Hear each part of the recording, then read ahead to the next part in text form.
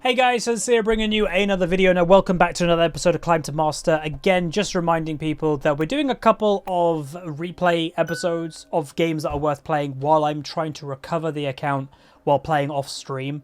So we did the Fiesta game yesterday or maybe the day before on Fizz. This one's on Kayle, and I like this one mainly because of one big reason. We are against, and I'm not kidding, a boost. A 100% boost, ladies and gentlemen. And I thought I would show you just a little bit. I'm not going to obviously be able to go in detail, but if you look over there, the Katarina and the Olaf. So you'll notice the Katarina is currently Platinum 2 with a duo of a Platinum 1 Olaf. Now the Olaf has got a 95% win rate in 21 games. And I can tell you the Olaf only duos with people. And this Katarina is 100% getting boosted, because she has been a hard-stuck Platinum player, which, by the way, is not a bad thing. Platinum is still a good rating, but has been a hard-stuck Plat player for 3 seasons, I think it was, in a row. And now, obviously, I guess frustration has built inside that player. So, yes, they 100% are getting boosted now in a, you know, let's be honest, this is, by Riot's own definition, a completely legal boost. This is duo queue boosting. Obviously, this is why I've never rated duo queue players as good as solo players. Solo players have to grind it themselves. This Katarina, if she achieves diamond, it'll never be a worthy diamond, at least in my eyes. I don't know what about you guys, but yes. So, worth noting, the title of the video is maybe, you know, playing against boosters, because that is what's happening. And again, who knows? Maybe the Katarina, by her stats, are really good. Maybe someone else is playing on the Katarina's account. Maybe. Again, the account is called Riven, yet her Katarina stats are really good. That's also, I guess, a little bit suspicious. Worth also noting the other ratings and stuff. The Maud, negative win rate on Maud, but does okay on the champion. The Olaf, obviously 100% win rate on Olaf. Jinx, pretty good. And yes, that is 230 Jinx games already this season. So naturally, I would call that a Jinx one trick. She's got 288 overall games, 230 of which is Jinx. That's a one trick. And then also Lulu, pretty good win rate in 58 games. If you compare the enemy team to my team, I've got 1 Kayle game this season, 1 Master Yi game where he fed, 6 Twisted Fate games where he does okay, 1 Misfortune game, and 36 Nami games. So the enemy team has vastly more experience on their champions. But we're going to watch how it goes. So obviously the game, from memory, is maybe a 25-minute game. We're playing Kayle. And obviously that says two things. 2 champions on our team need mid to late game, arguably. And obviously, yes, it is very rare to see a Master Yi in Diamond. But I grant you, and I'm not going to deny it because I can't deny the truth, Master Yi in late game can be scary if you don't CC him. Same goes for Kayle as well. Master Yi and Kayle need mid to late game in order to kind of flourish. Especially for Kayle, you need level 11 at least.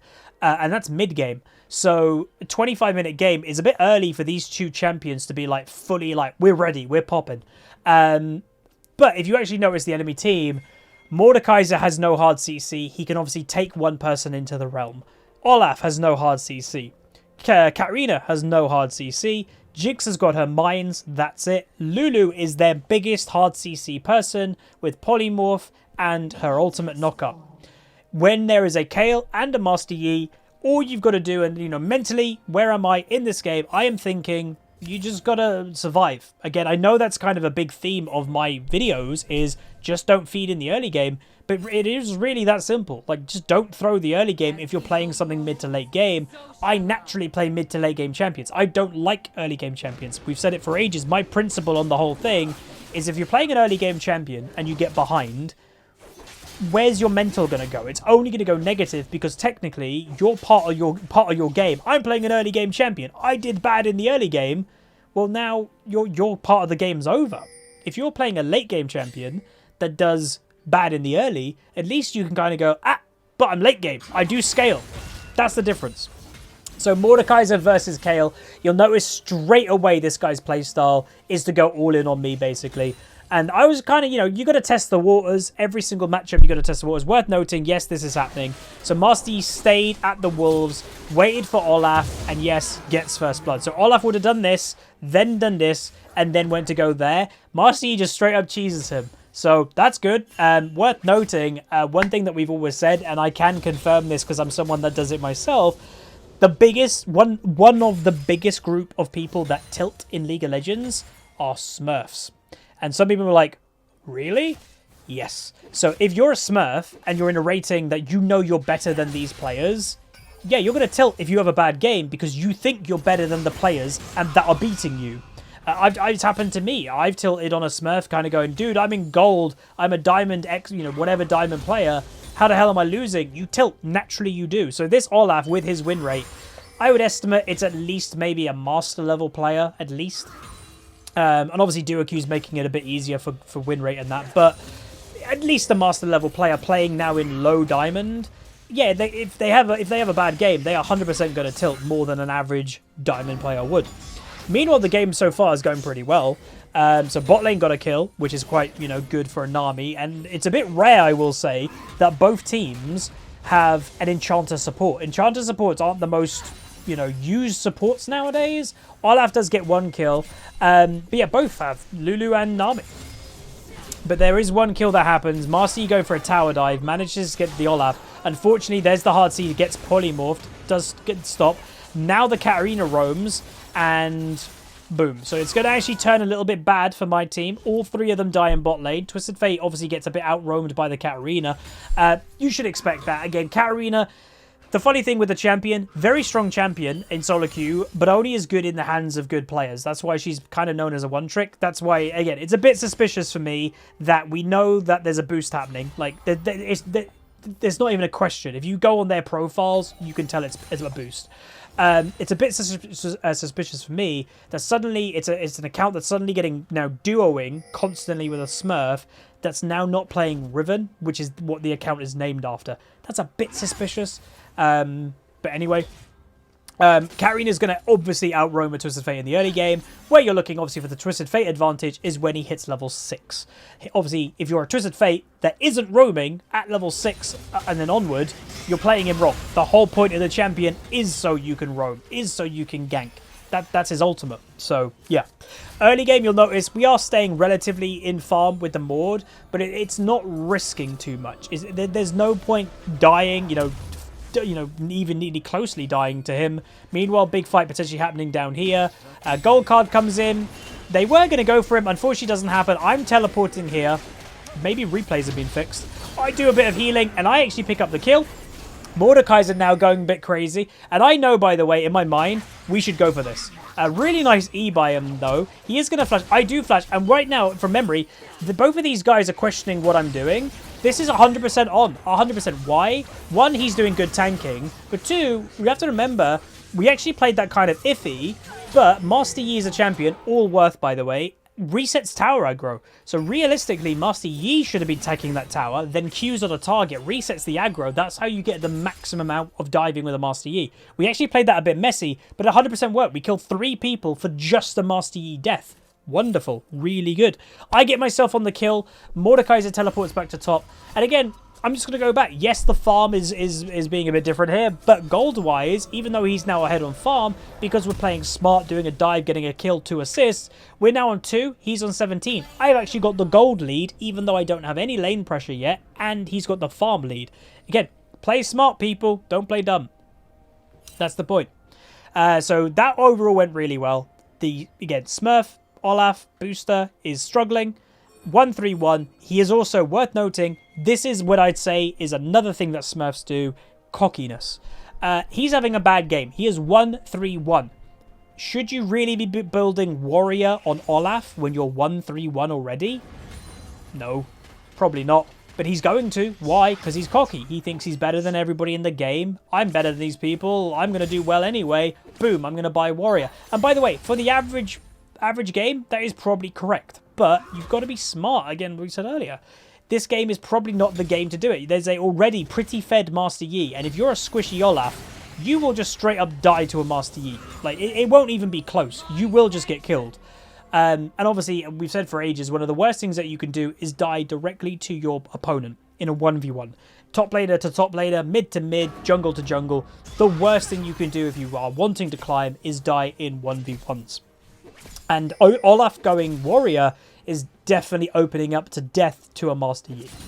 So we're finally level 6, which opens up obviously more options for the champion of Kayle, that we are now ranged. For the last few minutes or whatever, we've been really struggling with farming, because anytime that we're looking for farm, we have to kind of go all in. Really, I guess, weirdly timed Twisted Fate ultimate. It wasn't for us, but it worked really well. Master Yi, we can see the Death Realm, by the way. He is going to be pinging. I ult, unfortunately, at bad time. But it's still fine. I was expecting Mordekaiser weirdly to be on us, but it doesn't matter. I tank it. Master Yi finishes the kill. Boom. There's another 2 kills. I think I got the Olaf. There's another 2 kills. Game right now is 5 kills to 6, sorry. Unfortunately, Katarina roams. And what I will say, she's going to get a double kill. My defense to that, obviously, I thought she was going bot lane. You know, with what was just happening in bot lane, massive fight, Misfortune overstays now with all the death just has happened. I'm like, oh, she'll be going bot. Nope, she's coming top. So what I would say, again, it's good that she came top, but she probably went top lane instead of bot lane because of the duo aspect. It's like, Olaf is top. Oh, my duo partner died in top. Okay, I'm going to go top, get revenge. That's probably why. But yeah, I was expecting her to be bot lane because, I don't know, it's rare. It's rare for mid laners to roam top. I don't know. It just doesn't feel natural to me. Meanwhile, Nami completely gets caught. Like, I have no idea. She was just by herself, gets caught. She's now 1 and 3, by the way. So bot lane's they're having a bit of a rough game. Again, if you're newer here to HuzzyGames, we used to have a kind of thing with Nami that we now do with Senna. I haven't seen really a good Senna AD carry. Really, I haven't seen that many good Senna supports in my own game. I know the champion is supposed to be strong, but I only can go off with what I've seen with my own eyes in my own games. That has always notoriously been Nami on this channel. We never get good Namis. They always die a crazy amount without offering that much. But the weird thing is that you don't really see Nami anymore. She's become quite a rare pick. That's because I think the game as a whole, League of Legends, Season 10, has become more aggressive. And I think Nami just struggles massively when it's like big aggression play. So I am running through a ward. I was just hoping that maybe a gank could happen. Do notice it though, and I'm just going to clear it without, unfortunately, not being able to go for the gank that I wanted to go for in mid. Do have Master Yi with me though, so this is an invade. You know, we are thinking, let's go, you know, be strong, look for the Olaf, you know, actively look for stuff. And this is something that I will say that I'm already happy with, that there's a difference between online streaming Huzzy and offline streaming, offline Huzzy. I never used to do that when I was streaming. I never actively looked for plays because I was probably too distracted while commentating. Offline Huzzy, I am randomly looking to invade the jungle with my jungler. Like, that's just something I never used to do. Meanwhile, I'm getting ultimated. I do think I know that Olaf's underneath me, so you can see me start going north. So I've got ultimate. I am going to try and do a bit of damage. Flash. You can see I'm running to my Master Yi, who is now here. Thingy's also here. Twisted Fate is also here. So I'm just going to go for the Maud, because I think this is a kill. I get the kill here. And as we said earlier, Master Yi just obliterates the Olaf. Why? Warrior and more longswords. What? That just makes no sense. That is just pure cockiness from the Olaf. But also, props to the Twisted Fate. Wonderful gank by him. And if you notice now, by the way, I just want to... This is actually something I'm interested in. I ping away here. Like, hang on. This seems familiar. We just died when Katarina came top. I am actually interested right now. I'm going to turn on all. Where's Katarina? Oh, she is in base. Okay, so she might be running to top lane. So right now, we had no idea where she was. I was half expecting, she's here again, but she wasn't. So that actually means we could have gone for tower plates. Again, you live and learn. We couldn't get the vision, so that, you know, there's nothing we could have done about it. But yeah, so like that is why we were kind of like, let's not die to Katarina again. But yeah, so that was just playing a bit safe, a bit smart. Gonna go back though. Going to pick up the Cutlass, and then also I'm going to get tier 2 boots early. Now, normally I would not get tier 2 boots this early. I would probably wait until Gunblade is finished. The reason why I'm going tier 2 boots early is, well, 2 things, or 3 things. One, I'm going to get a Maud. Kiting a Maud is very important. Secondly, Olaf, he's a running champion. If you just are quicker than him, he doesn't have tier 2 boots yet. If I'm quicker than him, he can't do any damage to me. Finally, oh yeah, Katarina, who, by the way, just completely dove the Twisted Fate. But yeah, Katarina, if you just run away from Katarina ultimate, her damage obviously lessens by quite a bit. So in essence, tier 2 boots are quite important. So I'm going to go for a roam, because what I was hoping, by the way, Mussie's going to do a bit of clearing. I was hoping that eventually she would run left, the Katarina, but she doesn't. Mussie going to go for it, gets 1 kill. I'm pinging in Olaf early ultimates, now fighting again. The very incredibly squishy Olaf. Double kill. Mussie didn't need me. The Olaf is irrelevant now. He's 2 and 6 and will continue to build damage. I'm now teleporting bot, apparently. Unfortunately, my Nami... really annoyingly, when I TP'd, oh, I've got this kill on Jinx, she just completely just walks into the Jinx and just gives her a free kill. Very frustrating, obviously. And again, I think the Jinx is just gone. Meanwhile, this sucks for me, by the way, because I teleport to go help them, to go kill the Jinx. The Nami gives the passive, obviously, proc to the Jinx. I can't catch her. And this has just given Maud more free farm. He's now got a 30 farm lead on me and tower plates. That sucks. Big time. So that's really frustrating for my bot lane. Again, they're having a really bad game, dying way too much, and it's not even jungle pressure that's doing it. They're just dying in the 2v2. Maybe that's because Nami's pretty weak. I don't know. It's obviously Misfortune is a very strong AD carry at the moment. Again, but we've always said player is more important than champion. You could be playing the most overpowered champion in the game, but if you suck at it, it don't matter. Possibly. Anyway, big play happening.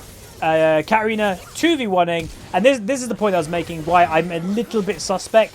If that's supposedly a Riven main, and from memory it was, how suddenly is she a god at Katarina? That doesn't happen overnight. Katarina's a hard champion to pull off. So, is it even that person's account? That's kind of what you have to start thinking about.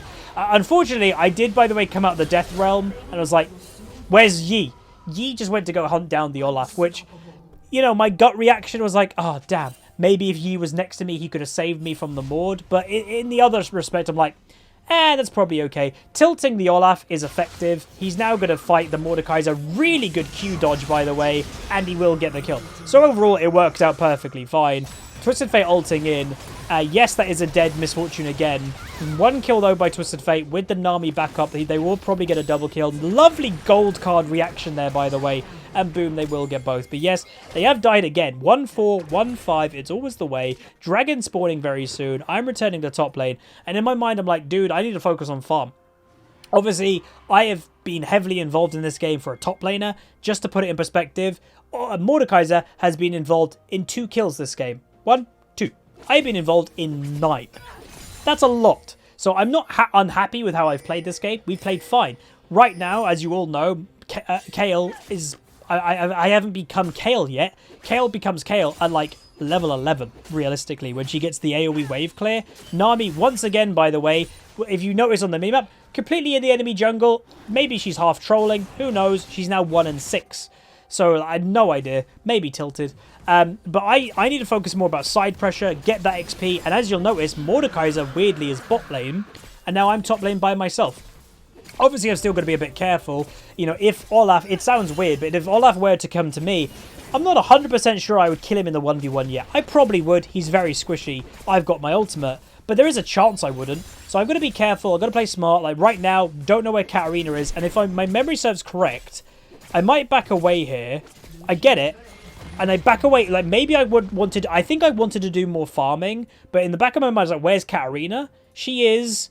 Again, this is the annoying thing. These replays help. I could have, as you can see, Maud is there. Katarina is there. I could have kept going, but I don't think I did. So that's why doing these replays, you know, if I wasn't doing a commentary, every now and then, it's a really good thing to do, by the way, is look up your own playstyle. Look up your own gameplay. Watch a replay. You know, kind of take in, was I doing the correct play? Because right now, I could have been clearing this. I could have been getting more gold, catching up the farm with Maud. Instead, I don't, and now the gap between Maud and me stays a gap. So yeah. So Mussie's going to go for a bit of a play. My bot lane, Nami mispositions once again. Misfortune gets killed once again. So my bot lane are, you know, I guess they're having a race of how many games they can die. So again, it's still a weird game worth noting.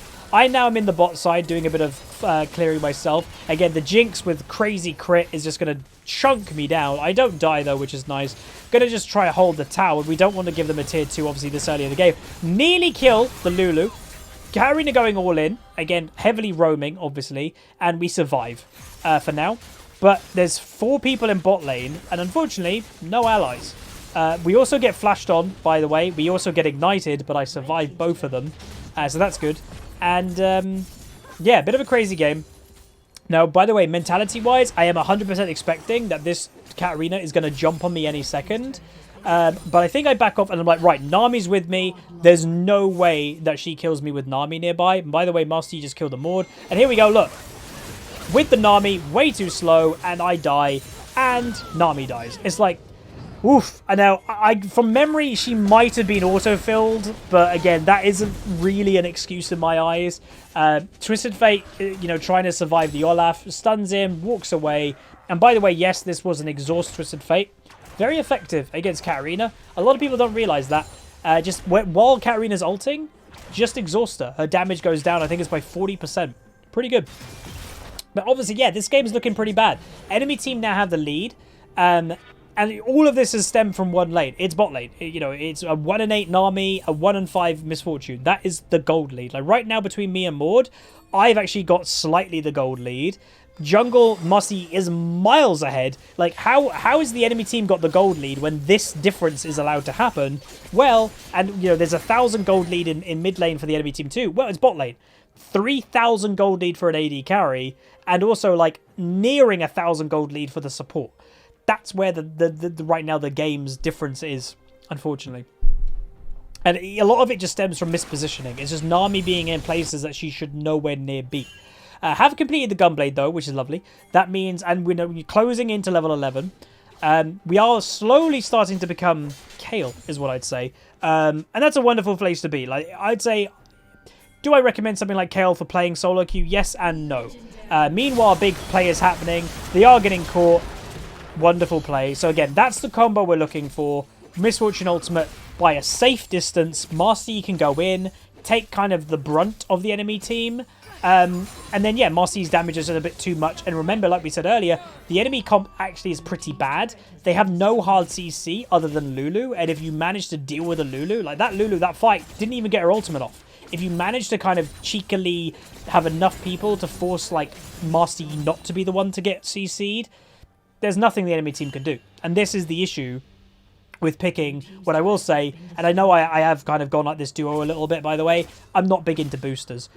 I think most people probably aren't. But picking Olaf and Katarina is a terrible duo because neither of you are supplying hard CC.